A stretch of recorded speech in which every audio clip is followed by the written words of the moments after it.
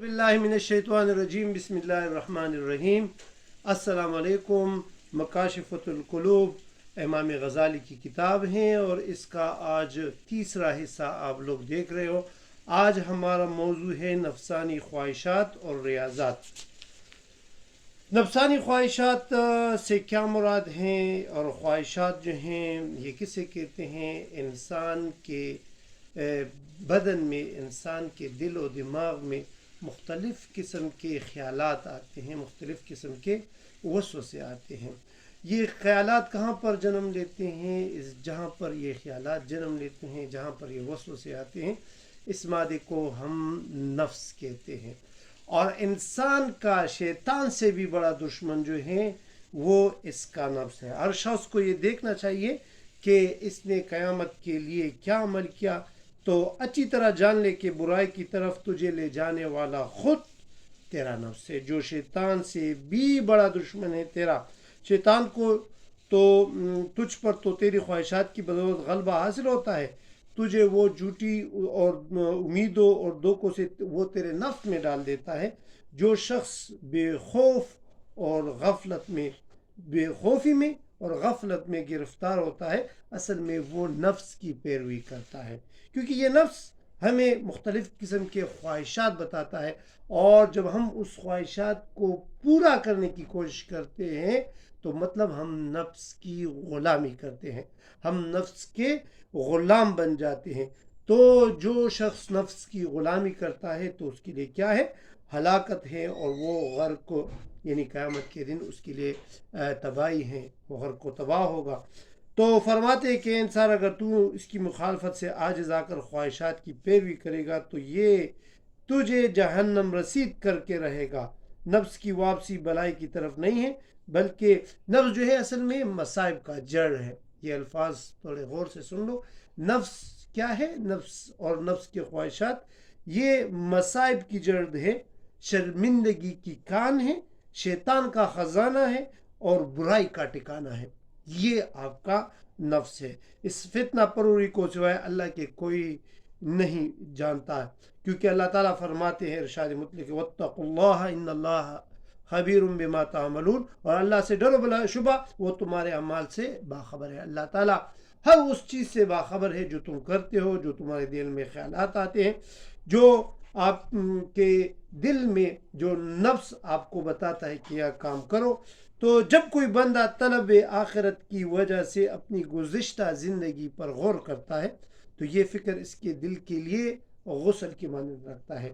یعنی جب تم یہ فکر کرو کہ یار میں نے کون سا گناہ کیا ہے پچھلے سال یا میرے پاس زندگی میں نے کون سے گناہ کیے ہیں، جب یہ فکر آپ کو یعنی لاحق ہو جائے، جب اس فکر میں آپ لگ جاؤ، تو اس کا مطلب یہ ہے کہ آپ اپنے دل کا غسل کر رہے ہو، اپنے نفس کی پاکیزگی کر رہے ہو۔ ایک گھڑی، چونکہ حضور صلی اللہ علیہ وسلم کا بھی ایک ارشاد ہے کہ ایک گھڑی کا تفکر سال بھر کی عبادت سے بہتر ہے۔ یعنی اگر کوئی شخص اس فکر میں تھوڑا وقت گزارے کہ یار یعنی اپنا محاسبہ کرے، اپنے گناہوں پر غور کرے، اپنے گناہوں کو دیکھے کہ میں نے کون سے گناہ کیے ہیں، تو اس ایک گھڑی کا ثواب ایک سال کے عبادت سے بہتر ہے۔ مالک بن دینار جو کہ ایک بزرگ تھے، ایک عالم تھے، اس کا واقعہ ادھر ذکر کرتے ہیں کہ حضرت مالک بن دینار ایک دن بصرہ کے بازار میں گزر رہے تھے۔ آپ کی نظر انجیر پر پڑی، جیب میں کچھ نقدی پیسے وغیرہ نہیں تھے، تو آپ نے دکاندار سے کہا کہ یہ میرے جوتے لے لو اور مجھے یہ انجیر دے دو۔ دکاندار نے پرانے جوتے دیکھ کر انکار کیا کہ ان جوتوں پر یہ انجیر آپ کو نہیں مل سکتے، یعنی اس نے انکار کیا۔ تو حضرت مالک بن دینار وہاں سے روانہ ہونے لگے۔ اچھا، تو فوراً دکاندار کو پتہ چلا کہ یہ تو وہ بزرگ ہیں، یعنی یہ تو مالک بن دینار ہے، اور وہ فوراً اس کے پیچھے آئے اور اس کو وہ کھجور وہ پوری ٹوکری پیش کرنے لگے۔ مالک بن دینار کو فرمایا کہ ٹوکری آپ قبول فرمائے تو اس کی خدمت کے عوض تو آزاد ہوگا۔ اس غلامی نے حاضر خدمت ہو کر بہت کوشش کی کہ آپ کو کسی طرح ایک ٹوکری قبول فرما لے۔ اچھا مالک بن دینار نے کیا کیا کہ بے شک اس ٹوکری کے قبول کرنے میں تیرے لیے آزادی ہے اور میرے لیے ہلاکت ہے، تو میں دین کے عوض مرتے دم تک بھی انجیر نہیں لوں گا.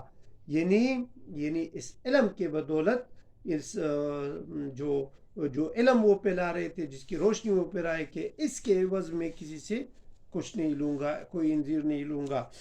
تو حضرت مالک بن دینار قریب المرد تھے کہ آپ کے دل میں گرم روٹی کا سرید جس میں شہد اور دودھ شامل ہوتا ہے کھانے کی خواہش پیدا ہوئی. یعنی نفس نے اس کو کہا کہ یہ چیز ہونی چاہیے. وہ کھانا تیار کر کے لے آئے تو آپ نے کھانا دیکھ کر فرمایا، اپنے نفس کو فرمایا کہ اے نفس، تو نے 30 سال صبر کیا اور اپنی زندگی کے آخری لمحات میں صبر نہیں کر سکتا.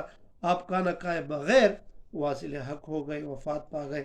یعنی یہ وہ صفات تھی ان بزرگوں کی، صحابہ کی، انبیاء کی، کہ جو ہمیں یہ درس دیتا ہے کہ ہم اپنی نفسانی خواہشات کو کیا کریں، اس کو دبوچے، اس کے غلام نہ بنے. کیونکہ حضرت سیدنا ابو بکر رضی اللہ تعالی عنہ کا یہ قول ہے کہ جب میں ایمان لایا تو ایمان لانے کے بعد کبھی بھی پیٹ بھر کر کھانا نہیں کھایا، اس لیے کہ میں نے رب کی عبادت کا مزہ حاصل کر سکوں. نیز اپنے رب کی شوق دیدار کی وجہ سے کبھی سیر ہو کر پانی نہیں پیا، اس لیے کہ بہت کھانے سے یا بہت پینے سے عبادت میں کمی واقع ہوتی ہے، اور جب انسان خوب سیر ہو کر کھا لیتا ہے تو اس کا جسم گرا اور آنکھیں نیند سے بوجھل ہو جاتی ہے، اس کے بدن کے اعضاء ڈھیلے پڑ جاتے ہیں، اور پھر وہ باوجود کوشش کے ماں سوائے نیند کے کچھ حاصل نہیں کر سکتا. اس طرح وہ اس مردار کی مانند ہو جاتا ہے جو کسی رہ گزر پر پڑا ہوتا ہے. تو لقمان حکیم صاحب نے اپنے بیٹے سے کہا کہ کھانا اور سونا یہ کم کرو، کیونکہ جو شخص زیادہ کھاتا ہے جو شخص زیادہ کھاتا ہے اور زیادہ سوتا ہے وہ روز حشر میں اعمال صالحہ سے خالی ہاتھ ہوگا. یعنی اعمال صالحہ سے خالی ہاتھ کا مطلب یہ ہے کہ اس کے نام اعمال میں نیکیاں کم ہوگی. حضور صلی اللہ علیہ وآلہ وسلم نے فرمایا کہ اپنے دلوں کو زیادہ کھانے پینے سے ہلاک نہ کرو. جس طرح زیادہ پینے سے کھیتی تباہ ہو جاتی ہے، اس طرح زیادہ کھانے پینے سے دل ہلاک ہو جاتا ہے. اور نیک لوگوں نے مادے کو ایسی ہانڈی سے مشابہ ٹھہرایا ہے جو ابلتی رہتی ہے اور اس کے بخارات دل پر برابر پہنچتے رہتے ہیں. حضرت یحییٰ حکایت میں ہے کہ حضرت یحییٰ بن زکریا علیہ السلام نے شیطان کو بہت سے پندے اٹھائے ہوئے دیکھا، کہ وہ بہت سے پندے اٹھائے ہوئے جا رہا ہے. تو حضرت یحییٰ علیہ السلام نے پوچھا کہ یہ کیا ہے؟ شیطان بولا یہ شہوات ہے، یعنی انسانی شہوات، اور ان شہوات سے میں کیا کرتا ہوں؟ ابن آدم کو یعنی انسان کو قید کرتا ہوں. تو یحییٰ علیہ السلام نے فرمایا کیا میرے لیے بھی کوئی پندہ ہے؟ شیطان نے کہا کہ ہاں، ایک رات آپ نے پیٹ بھر کر کھانا کھایا تھا جس سے نماز میں سستی پیدا ہو گئی تھی. آپ نے فرمایا، یحییٰ علیہ السلام نے فرمایا کہ اس کے بعد میں پیٹ بھر کر کھانا نہیں کھاؤں گا. شیطان نے جواباً کہا آئندہ کسی کو نصیحت نہیں کروں گا. تو یہ وہ ہستیاں تھی جو اپنے نفس پر کیا کرتی تھی؟ قابو پا لیتی تھی. اچھا، اسی کتاب میں غلبہ نفس اور شیطان کا ذکر آتا ہے کہ ایک دانا کا قول ہے حکیمانہ اقوال میں سے کہ جس انسان پر اس کا نفس غالب آ جاتا ہے وہ شہوت کا غلام بن جاتا ہے. یعنی نفس کا غالب آنا انسان کے ذہن میں شہوت پیدا ہوتی ہے اور وہ بےہودگی کا تابع بن جاتا ہے. اس کا دل تمام نوائط سے کیا محروم رہ جاتا ہے.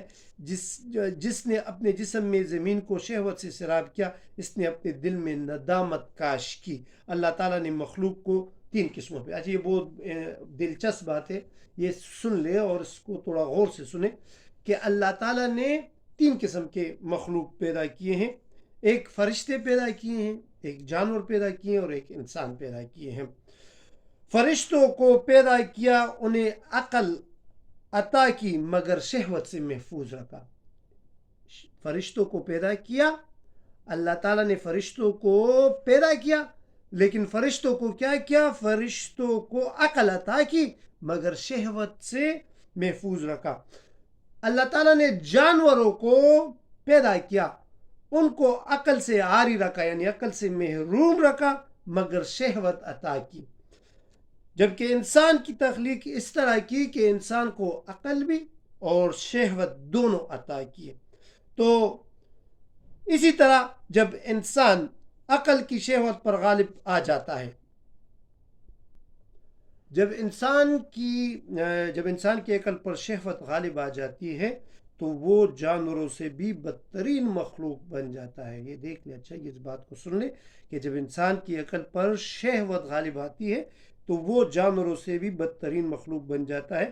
جب اس کی شہوت پر عقل غالب ہو تو وہ فرشتوں سے بھی بہتر مخلوق بن جاتا ہے۔ سبحان اللہ، کیا زبردست بات ادھر کہی ہے کہ آپ لوگ دیکھتے ہو نا اکثر یہ سوشل میڈیا وغیرہ پر کہ کتنے شہوت کی وجہ سے کتنے لوگ جو ہیں اس کی زندگی برباد ہو جاتی ہے، یہاں تک کہ قتل و غارت بھی اس میں آ جاتی ہے۔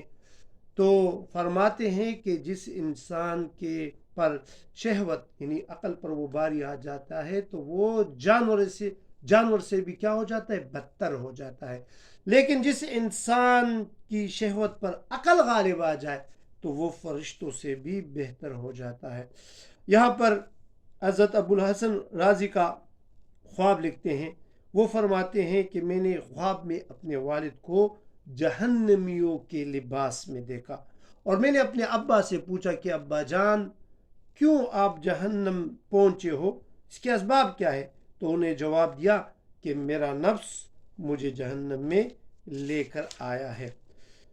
تو صحابہ کرام جو ہیں حضور صلی اللہ علیہ وآلہ وسلم کے خدمت میں حاضر ہوئے اور اس کو یہ حدیث سنائی کہ سب سے افضل جہاد جو ہے وہ نفس کے ساتھ جہاد ہے۔ جب صحابہ رضی اللہ عنہ جہاد سے واپس لوٹتے تو فرمایا کرتے کہ ہم نے جہاد اصغر سے جہاد اکبر کی طرف لوٹ آئے ہیں، یعنی صحابہ کرام نے نفس کے ساتھ جہاد کو اس لیے افضل قرار دیا کیونکہ یہ جہاد مسلسل ہے، یعنی صحابہ نے نفس کے ساتھ جہاد جو ہے جنگ جو ہے جہاد جو ہے اس کو افضل قرار دیا۔ وہ فرماتے کہ یہ کیا ہے، ہم اکبر جہاد کی طرف آ گئے ہیں۔ جب وہ جنگ سے آتے تو اصغر سے اکبر کی طرف، یعنی چھوٹے جہاد سے بڑے جہاد کی طرف۔ بڑا اس کو کیوں کہا؟ کیونکہ ایک مسلسل جہاد ہے، اور مسلسل کیونکہ کفار کے ساتھ جہاد کبھی کبھار ہوتا ہے اور اپنے نفس کے ساتھ جہاد جو ہے یہ ہمیشہ کے لیے ہوتا ہے۔ کافر کے ساتھ جہاد میں قطعاً ہمدردی نہیں ہوتی، لیکن شیطان سے جہاد میں نفس اور خواہشات شیطان کی حامی ہوتی ہے، لہٰذا یہ مقابلہ بہت سخت ہوتا ہے۔ نفس کے ساتھ جہاد کرنا، وہاں پر اس کی دوستی کون کرتا ہے؟ وہ شیطان کرتا ہے، تو یہ اس سے لہٰذا یہ مقابلہ بہت سخت ہوتا ہے۔ اللہ تعالیٰ کرے کہ ہم اس جہاد میں کامیاب ہو جائے۔ کون سے جہاد میں؟ جو نفس کے ساتھ جہاد ہے۔ ہم دونوں جہادوں میں اللہ تعالیٰ میں کامیابی دے، لیکن یہ جہاد جو ہے یہ مسلسل ایک کوشش ہے، مسلسل جو ہے آپ شیطان سے لڑتے رہتے ہو، اور جو بندہ اس نفس کے جہاد میں کامیاب ہوتا ہے اللہ تعالیٰ اس کو عذاب الہی سے محفوظ رکھتا ہے۔ اللہ تعالیٰ کرے کہ ہم شیطانی وسوسوں سے، ان کی زنجیروں سے جو اس نے پھیلائی ہیں ان سے ہم محفوظ رہیں۔ اللہ تعالیٰ ہم کرے کہ ہم اپنے خواہشات کو قابو میں رکھیں اور کم کھائے کم پیے، اور اپنے لیے جو ہیں یعنی قیامت کے لیے، روز آخرت کے لیے ایک صالح اعمال اپنے ساتھ لے جائے۔ ہمیں یعنی مجھے، نور الہادی کو اور قاری دوست محمد صاحب کو اپنے دعاؤں میں یاد رکھیے گا۔ مکاشفۃ القلوب جو ہیں اس کا سلسلہ جاری ہے اور انشاءاللہ اس کو جاری رکھیں گے، اور آپ لوگ کمنٹس میں بتا سکتے ہیں کہ جو کتاب آپ لوگوں کو پسند ہو اور اس کا خلاصہ جو انشاءاللہ ہم آپ کے سامنے پیش کریں گے۔ وآخر دعوانا الحمدللہ رب العالمین۔